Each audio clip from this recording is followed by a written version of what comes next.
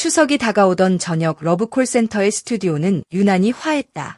조명이 켜지기 전부터 무대 뒤쪽은 숨이 가쁠 만큼 바빴고 객석은 손에 손을 흔들며 가족의 안녕을 기원하는 메시지로 가득했다. 붉은 조명과 금빛 스팟라이트가 세로로 내려왔는 순간 스튜디오는 마치 거대한 명절 장터럼 들끓었다. MC붐의 경쾌한 멘트가 공기를 갈랐고 탑7 멤버들이 차례로 무대에 오르며 노래와 유머로 분위기를 달았다. 그 한가운데 손비나 있었다. 특유의 단정한 슈트, 허리를 살짝 굽힌 인사, 그리고 첫음을 띄우기 전에 고요한 숨, 그의 시작은 언제나 품격 있는 정적에서 비롯됐다. 첫 곡이 막을 내릴 때까지 모든 건 완벽했다. 카메라가 좌우로 미끄러지듯 움직였고 관객의 박수는 함성과 섞여 하나의 커다란 파도처럼 스튜디오를 휘돌았다. 제작진의 인터컴에는 깔끔한 신호만 올라왔다. 다음 순서를 알리는 큐사인이 떨어졌고 손비나는 미소로 답했다. 그때였다. 만객석 한가운데에서 한 사람이 손을 번쩍 들었다. 명절 특집답게 청으로 뽑힌 깜짝 요청 순서였고 모두가 환대의 눈으로 그를 바라보았다. 그런데 그의 입에서 튀어나온 말은 축제의 리듬과 맞지 않는 비수였다. 가족을 가볍게 희화화하는 농담. 방송이라는 방패 뒤에 숨은 무례가 허공을 가르며 스튜디오 천장에 부딪히는 소리가 뚜렷하게 들리는 듯했다. 순간 스튜오는 무대용 안개처럼 선을 했다. 손비나의 얼굴에서 미소가 사라졌다.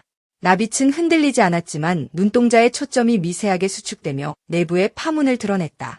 그는 한 박자 아니 반 박자 늦게 마이크를 쥐었다.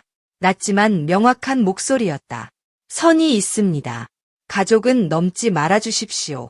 그 말은 절규가 아니었지만 조용한 권능을 지녔다. MC 붐이 재빨리 분위기를 봉합하려 했다. 특유의 재치로 농담을 이어 깔아주려는 찰나 스튜디오의 온도는 이미 변해 있었다. 객석에서 우줄거리던 웃음의 부산물이 사라지고 대체로 중저음의 침묵만이 자리를 채웠다. 탑7의 표정은 각자의 방식으로 얼어붙었다. 김용빈은 옆에서 눈을 크게 뜨고 말을 잃었다. 철록은 손가락을 조용히 깍지 낀 채 관객을 바라보았고 춘길은 고개를 아주 조금 숙이며 숨을 고르는 모습이었다. 최재명은 반사적으로 손비나의 쪽으로 한 걸음 움직였으나 멈춰섰고 남승민은 조심스레 어깨에 손을 올렸다. 그 손길에는 공연자들 사이에 오래된 연대감이 깃들어 있었다. 추혁진은 눈매를 단단히 다잡으며 포지션을 재정렬했다. 무대 위에서 가수들은 그렇게 서로를 붙잡고 선다. 노래 이전에 사람으로서의 울타리를 치고 박수 이전에 존중이라는 마디를 쌓는다. 인터컴에 짧고 절도 있는 지시가 떨어졌다. 녹화를 잠시 멈춥니다. 제작진의 얼굴에 엄중함이 번졌다. 조명은 여전히 밝았으나 그 밝음은 이제 뜨겁지 않았다. 스태프들은 관객석을 향해 천천히 손짓하고 멤버들은 마이크를 내려놓았다. 무대 뒤편으로 들어서며 손비나는 단정히 고개를 숙였다. 그는 화를 마구 내는 사람이 아니었다. 오히려 무대에서 분노라는 감정의 감정을 소비하지 않는 쪽에 가까웠다. 그렇기에 방금의 한마디는 그에게서 더 큰 울림을 냈다. 뒤편에서 한 PD가 아주 낮은 목소리로 말했다. 오늘은 사람의 마음이 먼저다. 이런 날도 있는 거다. 대기실 문이 닫히자 공기가 바뀌었다. 뜨거운 조명에서 벗어난 피부처럼 긴장으로 건조해진 공기에 촉촉함이 돌아왔다. 모두가 말보다 침묵으로 자리를 채웠다. 손비나는 의자에 반쯤 앉은 채 두 손을 무릎 위에 올렸다. 눈빛은 거절이 아니라 부탁이었다. 가족이라는 단어는 그에게 울타리이자 뿌리였다.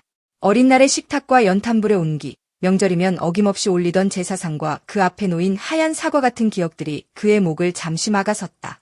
그는 조용히 말을 꺼냈다. 괜찮습니다.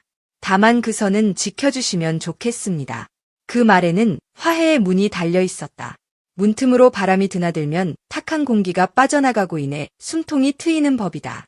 제작진은 촬영 재개 여부를 두고 짧지만 진지한 논의를 거쳤다. MC 붐은 진행을 맡았다. 그는 스태프들과 눈빛을 교환하며 천천히 현장 분위기를 진정시키려 했었다. 첫째, 관객과의 거리를 다시 확보한다.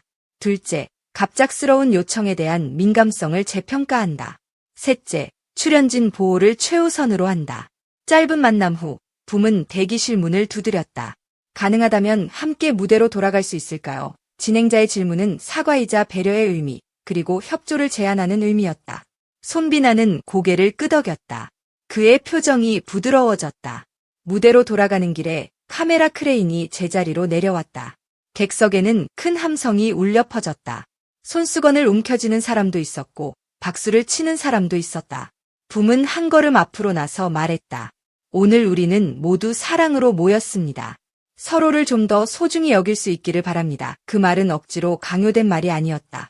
마치 명절의 아픔을 마주한 가족들이 서로의 이야기를 예에 바르게 들어주는 것처럼. 그때야 스튜디오 안의 공기가 부드럽게 진동했다. 신호가 나에게 전달되었다. 그리고 다음 곡의 인트로가 시작되었다. 손비나는 마이크를 조금 더 멀리 옮겼다가 다시 가까이 가져왔다. 그의 목소리는 묘하게 부드러웠지만 그 침묵 속에는 사랑과 경계가 공존했다.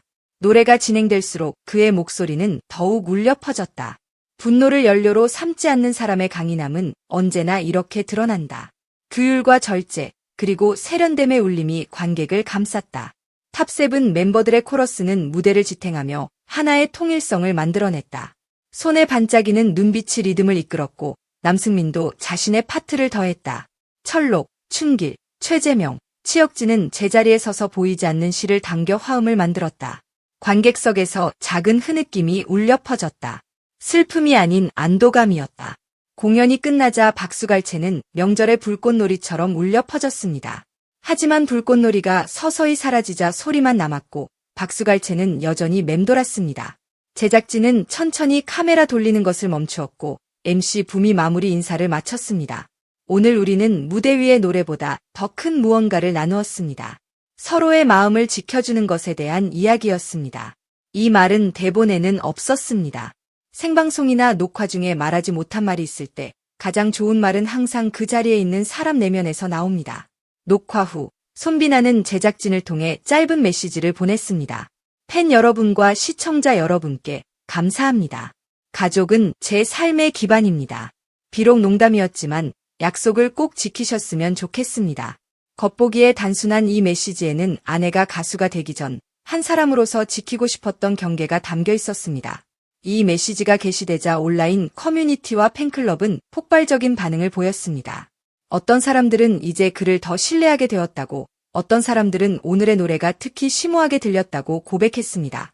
대중 앞에서 감정을 표현하는 것은 종종 위험한 것으로 여겨집니다. 하지만 진심을 담아 절제된 감정은 실제로 심리적 간극을 메울 수 있습니다. 오늘의 장면이 이를 증명했습니다. 심리적으로 분노는 경계가 무너졌을 때 자연스럽고 원초적인 감정입니다. 하지만 분노가 정의되고 표현되는 방식은 그 사람의 세계관을 드러냅니다. 김용빈의 호흡은 가짜가 아닙니다. 그는 열정보다 단호함을, 공격보다 간청을, 고함보다 변명을 선택합니다. 이러한 선택의 결과는 무대의 복원입니다. 사람들은 본능적으로 그 진심을 느낍니다. 진심이란 무례함이나 화려한 장식이 아니라 말과 말 사이의 침묵을 견뎌내는 자세입니다. 따라서 그의 말은 설교처럼 들리지 않고 연민의 표시로 들리며 그 연민은 무대를 노래의 자리로 되돌려 놓습니다. 제작진의 비하인드 스토리는 매우 간결합니다. 한 프로듀서는 이렇게 말했습니다. 오늘의 반응은 단순한 분노가 아닙니다. 가장 소중한 것을 지키자는 신호입니다. 우리는 이 신호를 존중해야 합니다.